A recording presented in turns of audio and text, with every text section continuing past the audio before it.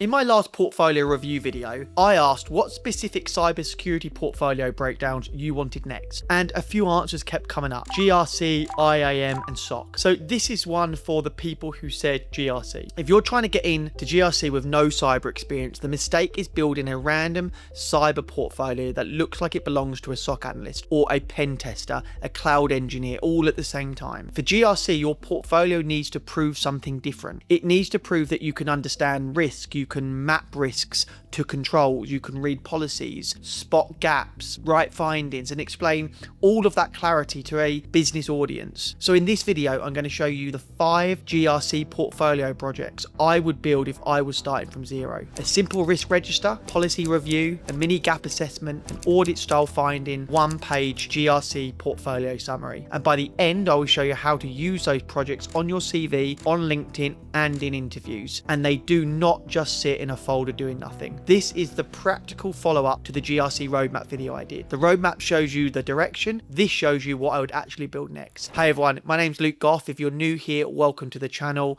If you're not, welcome back. I'm a cybersecurity recruiter and career coach, and I help people break into cybersecurity. If you're not subscribed yet, please do so, and welcome to the community. Let's get straight to the video. All right, first up, why a generic cyber portfolio doesn't work for GRC. Now, I've talked about GRC roadmaps before, and I still think they're extremely useful. You do need to understand what GRC is, what the role involves, which skills matter, and where someone with no cyber experience should focus. But once you know the direction, the next question is not what else should I watch? The next question really should be is what can I show someone? If a recruiter looks at your profile and it says interested in GRC, that is not very strong. If it says completed GRC training, that's better, but still limited. But if you can say I created a sample risk register, mapped risks to controls, reviewed a security policy, wrote audit style findings, and built a short GRC portfolio showing how I think, that is a different conversation. That gives me as a recruiter something to assess. This is also why a generic cyber portfolio can work against you. If the top of the portfolio is just tools,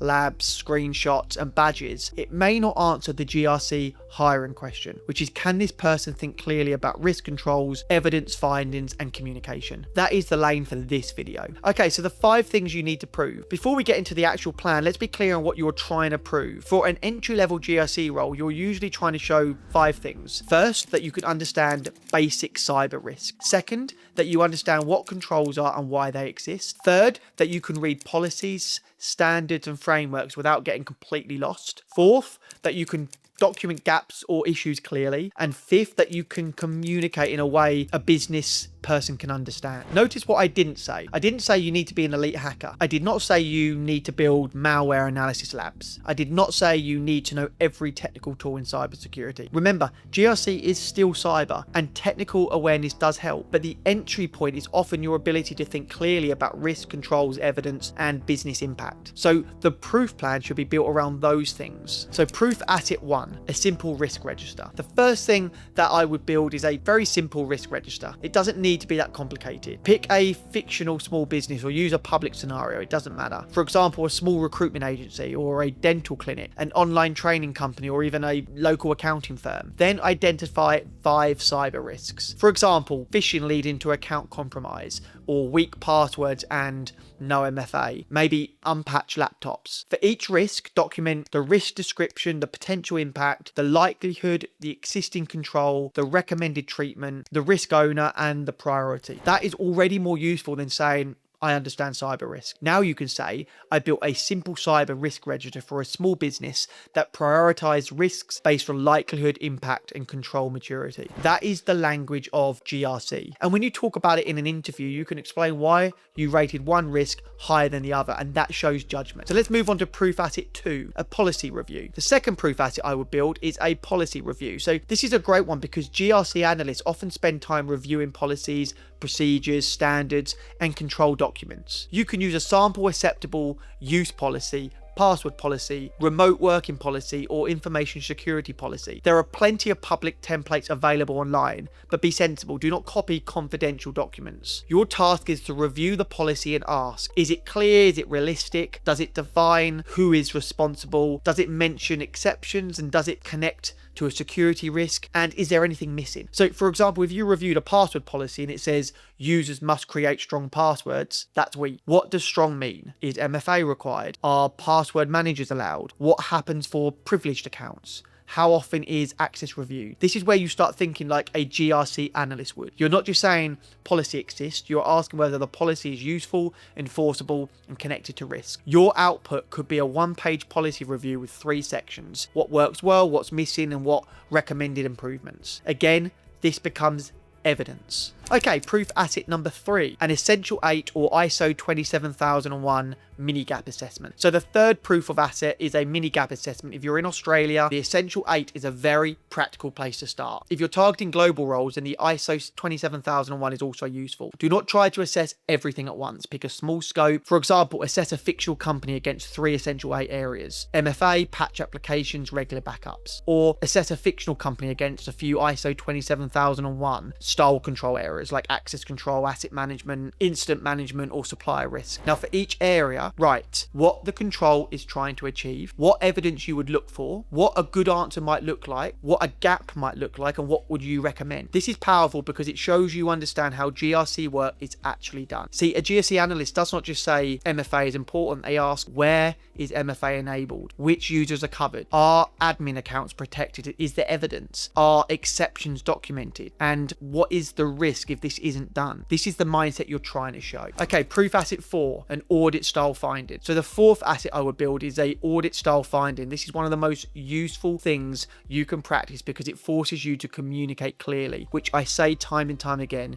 is key in cybersecurity. A basic finding could have this structure: finding title, condition, what is happening now, criteria, what standard, policy, or expectation it fails to meet, risk, why it matters, recommendation, what should be done, and priority, is it low, medium, or high. For example, finding title, MFA not enforced for all privileged accounts. Condition, admin accounts are able to access key systems using only a password. Criteria, the organization's access control policy requires MFA for privileged access. Risk, if an admin password is compromised, an attacker may gain access to sensitive systems without an additional authentication factor. And recommendation, enforce MFA for all privileged accounts and review exceptions monthly. That is simple, but it is incredibly strong. It shows you can identify a gap, explain the risk, and recommend a practical fix. That is very relevant to GRC. Okay, finally, proof asset 5, a one-page GRC portfolio summary. Now, the fifth asset is where you put it all together. Create a one-page GRC portfolio summary. This could be a Notion page, PDF, GitHub README, or even a simple personal website page. It doesn't really matter. The structure could be, I am targeting entry-level GRC cyber risk and compliance analyst roles. This portfolio demonstrates my ability to identify cyber risks, map risks to controls, review policy documents, assess control gaps, and communicate findings clearly. Then I want you to list 3 to 5 proof assets. So for example, you could do a sample cyber risk register, a password policy review, or an Essential 8 mini gap assessment, audit style findings. There's more, we could go on. GRC interview notes or framework summary. For each one, include 2 or 3 lines explaining what it proves. This is important because recruiters and hiring managers, they're busy. Do not make them dig through everything. Tell them what they're looking for and why it matters. Your portfolio should make the value obvious. Okay, I now want to talk about how to use this on LinkedIn and your resume. So let's say you've built these proof assets. Don't just leave them sitting in a folder. Use them. On your CV, you could include a project section that says GRC portfolio project, built a sample risk register, reviewed password policy, etc. On LinkedIn, you could post about what you've built. For example, hey everyone, I've been building practical GRC portfolio projects to better understand cyber risk and compliance work. This week, I created a sample risk register for a fictional small business and mapped key risks to controls and treatment options. It's a lot stronger than another post saying I'm excited to learn cybersecurity because it shows action. In an interview, you can use these assets to answer questions. For example, if someone asks, what do you understand about risk management? You can talk through your risk register. If they ask, have you worked with frameworks? You can talk about your Essential 8 or your ISO 27001 mini assessment. If they ask, can you communicate findings? You can talk through your audit style write-up. That is why proof matters. Now I want to talk about what I would avoid. So a few things I would avoid is, first, do not spend 6 months studying frameworks without building anything. You do need knowledge, but knowledge without evidence is hard to sell. Second, do not make the portfolio too academic. GRC is practical. Keep the work simple, clear, and business focused. Third, do not pretend you have real professional experience if you do not. Be honest, say it's a sample project or a portfolio project. Trust me, that's fine. Not as many people as you think do this. The fact you've done that puts you ahead of others already. Fourth, do not try to cover every framework at once. Pick one or two. Essential 8 or ISO 27001 are enough to start. And fifth, do not make your writing too technical for the audience. Remember, a big part of GRC is helping non-technical people understand risk. So if your portfolio is impossible to read, it works against you, not for you. So if you're trying to get into GRC with no cyber experience, my advice is very simple. Do not just build a learning plan, build a proof plan. Create a risk register, review a policy, do a mini gap assessment. That gives you something to show on your CV, your LinkedIn, and in interviews, and it makes it much easier for recruiters like me or hiring managers to understand why you're worth speaking to. If you want the SOC portfolio version next, comment SOC as well, because I'm using the comments to decide which role-specific portfolio breakdowns to make for you. And if you're working on your CV, LinkedIn, or cybersecurity career plan, I'll leave the links below for my newsletter and coaching options. Also, remember my blueprint. My job-ready blueprint is a 90-day plan that goes through everything you need to know to break into cybersecurity. It's only $14.99. It has so much useful information in there, including free templates for your resume, for your LinkedIn, interview prep, everything you'll need. Subscribe for more practical cybersecurity career advice from a recruiter's perspective. Thanks for watching. As always, keep leveling up your career, and I'll see you on the next video.